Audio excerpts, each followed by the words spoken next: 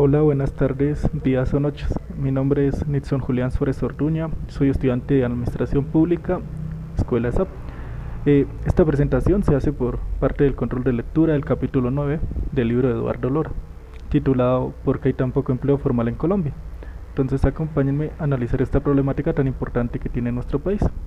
El docente es Andrés Jerónimo Chavarrio Velandia y la materia es política económica.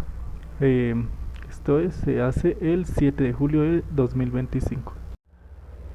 Iniciamos por lo fundamental, claro que sí, la introducción. Entonces, pues el empleo formal es crucial no solo porque da estabilidad al trabajador, sino porque sostiene el sistema de seguridad social, los ingresos del Estado y la productividad pues del país, de las regiones, etcétera, etcétera. Según el autor Eduardo Lora, la informalidad limita la capacidad del país para generar empleos de calidad y aumenta la desigualdad, lo cual es un reto estructural para la política económica colombiana. Entonces, aquí es donde nos hacemos esta pregunta: ¿por qué en Colombia hay tan poco empleo formal a pesar de su importancia? Entonces, ya responderemos estas preguntas más adelante. Entonces, llevado a cabo la introducción, nos lleva al siguiente punto. Entonces, el empleo formal versus el informal. Entonces, según el autor Eduardo Lora, pues él define el empleo formal como aquel que está vinculado al sistema de seguridad social mediante contratos laborales legales, mientras el empleo informal no garantiza protección al trabajador, no está regulado y representa una forma de exclusión forzada del sistema productivo formal. Entonces, por decirlo así, el empleo formal es aquel que el trabajador tiene contrato, tiene afiliación a salud, pensión, prestaciones como cesantías, vacaciones y primas. En cambio, el empleo informal es aquel donde no hay garantías legales ni protección social. Pues esto que implica, obviamente, inestabilidad laboral y un alto grado de vulnerabilidad para millones de colombianos. Un ejemplo sería este. Entonces, pues imaginemos dos personas. Juan trabaja como domiciliario por una aplicación sin contrato ni seguro médico, mientras Andrea trabaja como auxiliar administrativa en una empresa. Ella pues tiene su contrato, tiene salud, tiene su pensión y vacaciones y demás prestaciones. Mientras Andrea puede ahorrar para su futuro y acceder a servicios de salud sin pagar de su bolsillo, Juan depende de lo que logre ganar día con día. Con esto quiero decir que ambos trabajan duro, pero solo uno está protegido por la ley. Y pues esta brecha es la que queremos entender y cómo la podemos cerrar.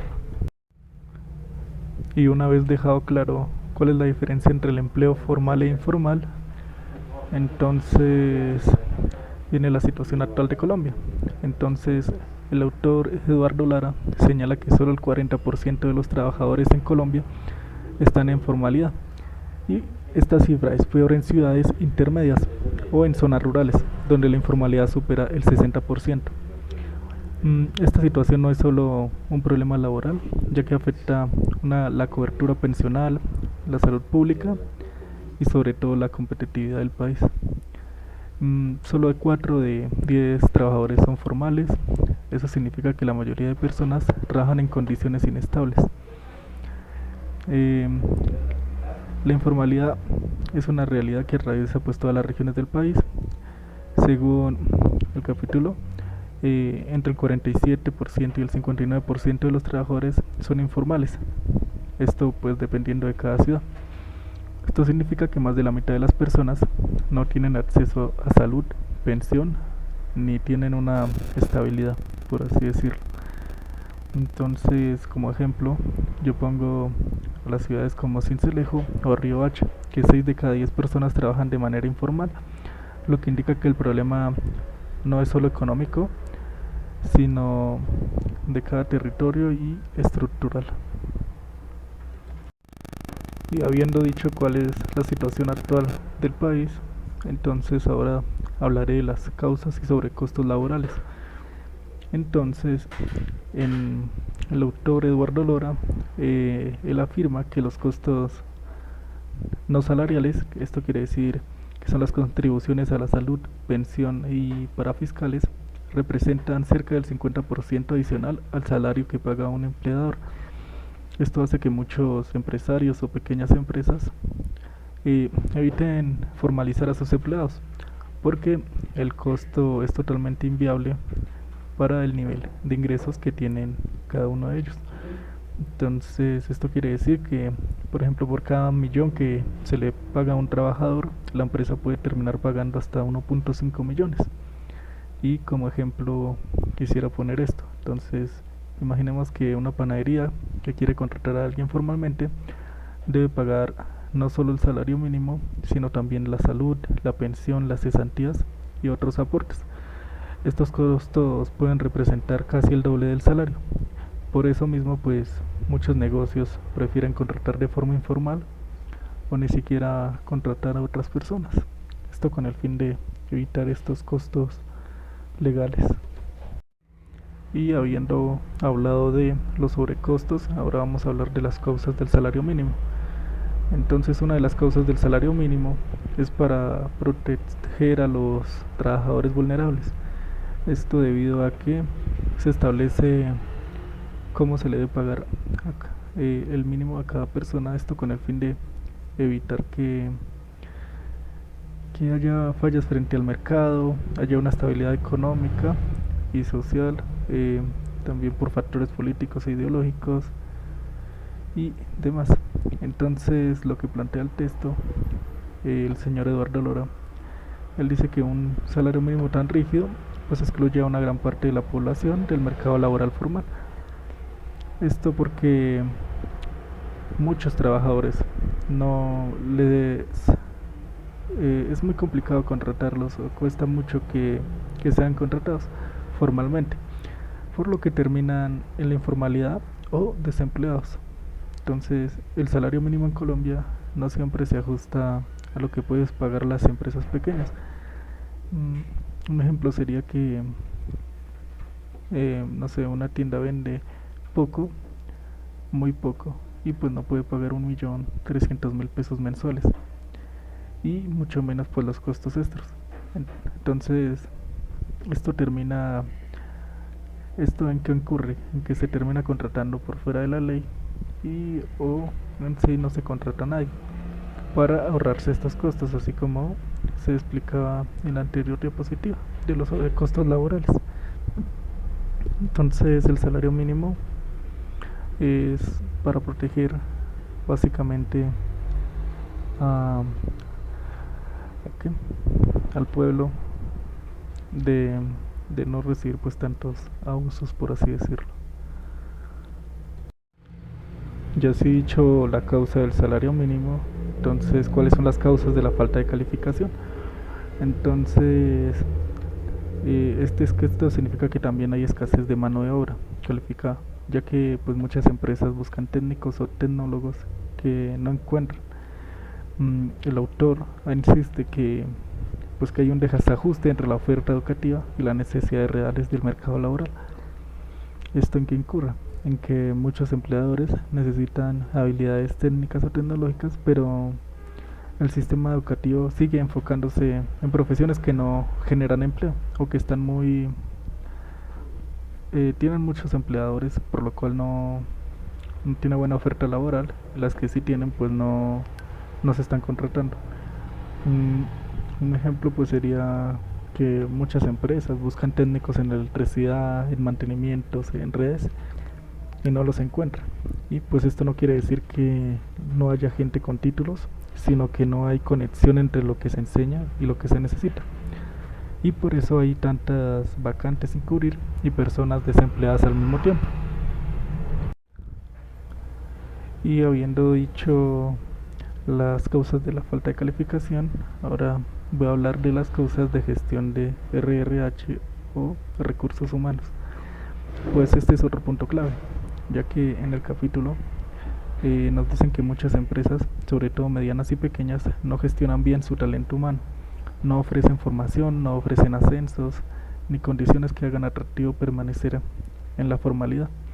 Esto crea alta rotación y refuerza la informalidad como una opción más simple o más fácil, tanto para el empleador como para el trabajador. Un ejemplo sería que, no sé, una familia tiene una ferretería, esa ferretería nunca capacita a sus empleados ni les da oportunidades de ascensos. Entonces muchos de estos trabajadores se van a cansar y se van a trabajar de forma informal. ¿Por qué? Porque no ven un futuro en esa empresa o en esta ferretería en este caso. Eso pues se relaciona con lo que el autor Eduardo llama como mala gestión del talento. Una causa muy silenciosa pero muy real en estos casos. Ya habiendo dicho todo esto, ¿qué consecuencias trae lo que acabamos de decir? Pues, según el autor, son múltiples, como cuáles, como menor recaudación fiscal, porque no se cotiza ni se paga impuestos, menor cobertura en la salud y pensión, el crecimiento de empleo es muy precario, hay limitaciones en el crecimiento económico. ¿Esto por qué? Porque la informalidad genera baja productividad y bajo consumo. Además, eh, se ve mucha desigualdad y esto afecta a la movilidad social intergeneracional. Y un ejemplo sería como que pues la informalidad no solo afecta al trabajador, esto pues afecta a todo el país. Menos impuestos significan menos plata para educación o salud. Y si un trabajador informal se enferma, pues este no tiene una EPS, no tiene donde lo atienda. Entonces es una cadena de efectos negativos donde muchas veces profundiza la pobreza. Entonces, habiendo visto todas estas consecuencias que propone el capítulo, entonces una de las propuestas es reformar los sobrecostos laborales, mejorando la educación técnica y tecnológica. Otra sería flexibilizar el salario mínimo según regiones o sectores. También sería incentivar a las pymes a formalizarse con apoyo y menos trabas. También pues el autor Eduardo nos propone unas reformas estructurales. Entonces una de las reformas que él nos dice es reducir pues los costos no salariales para que más empresas puedan contratar formalmente. También otra reforma estructural que él propone es revisar la rigidez del salario mínimo, considerando ajustes regionales o sectoriales. Otra reforma estructural es fortalecer la educación técnica y tecnológica para cerrar la brecha de habilidades. Otra sería diseñar políticas de incentivos para que los pequeños negocios se formalicen. Esto pues para primero reducir los costos no salariales para que formalizar no sea algo muy complicado. Segundo, flexibilizar el salario mínimo en regiones donde la productividad es más baja. Y tercero, pues mejorar la educación técnica para que no haya más empleos, para que haya más empleos formales disponibles y de mejor calidad en el talento humano. En esta diapositiva podemos ver pues la informalidad laboral. Aquí, como se puede observar, en Colombia hay un 50% de informalidad laboral. En América Latina en el promedio es un 40%, en países con ingresos altos es apenas del 10% y en la Unión Europea es apenas del 5%. Entonces, ¿esto qué quiere decir? Que solo 4 de cada 10 trabajadores en Colombia tienen un empleo formal. Esto significa que millones de personas trabajan todos los días sin seguridad, sin pensión, sin estabilidad. Este dato pues muestra que porque la informalidad es uno de los problemas más urgentes del país. Y habiendo leído este capítulo 9 de el señor Eduardo Lora de por qué hay tan poco empleo formal en Colombia, solo nos queda dar una reflexión personal. Entonces, la verdad, pues este texto me hizo pensar mucho en cómo todo está conectado: el empleo, la educación, la economía, y cómo la informalidad afecta a millones de personas que, aunque trabajen duro, no tienen garantías ni estabilidad. Desde lo que estoy estudiando en administración pública, siento que no podemos quedarnos solo con lo teórico. También necesitamos entender la realidad del país, y pues este capítulo me deja una lección clara. Si queremos un desarrollo real, tenemos que crear políticas que piensen en la gente, que ayuden a las pequeñas empresas y que hagan el empleo formal algo accesible para todos, no solo para unos pocos, Y yo sé que esto es un reto muy grande, pero también es una oportunidad para transformar. También nos damos cuenta de que hay muchos obstáculos para el empleo formal y con esto concluiría mi presentación.